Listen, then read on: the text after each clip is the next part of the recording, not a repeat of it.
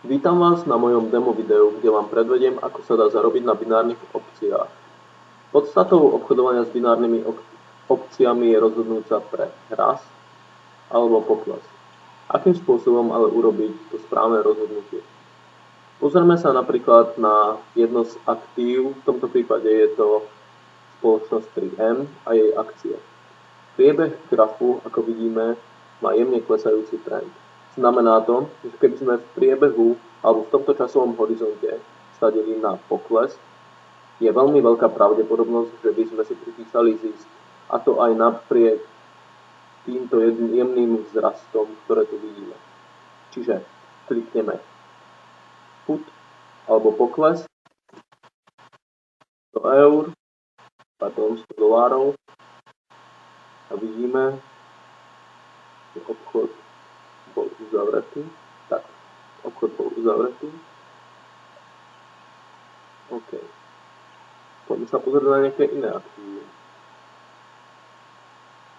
Vyberme si napríklad menové páry, pozrieme sa, ako vyzerá britská libra a japonský jen. Vidíme celkom nejasný priebeh. Má to klesajúci charakter s tým, že je tu jemná korekcia. Myslím si, že toto je ten správny čas na pokles. OK. Ďalší obchod máme uzavretý. Obidva tieto obchody, ako vidíme, vypršia o 9 hodine večer, to je za 15 minút. OK, poďme sa pozrieť na nejaký ďalší menový pár. Wow, jednoznačný zrast, teraz prišiel ten čas. OK, obchod bol uzavretý.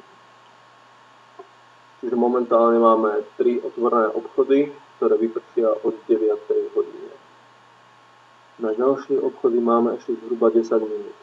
Čiže poďme sa pozrieť striebro.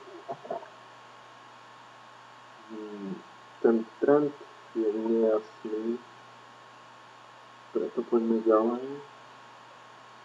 Zlato. Takisto nie. Sme americký dolár, švajčiarsky frank. A vidíme rastúci trend.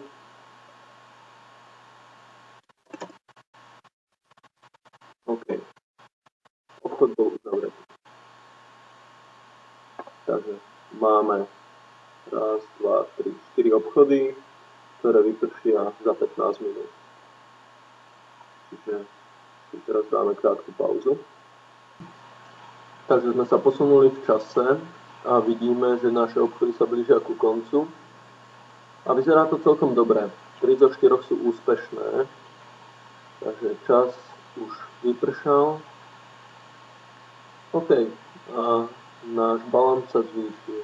Výborne, super.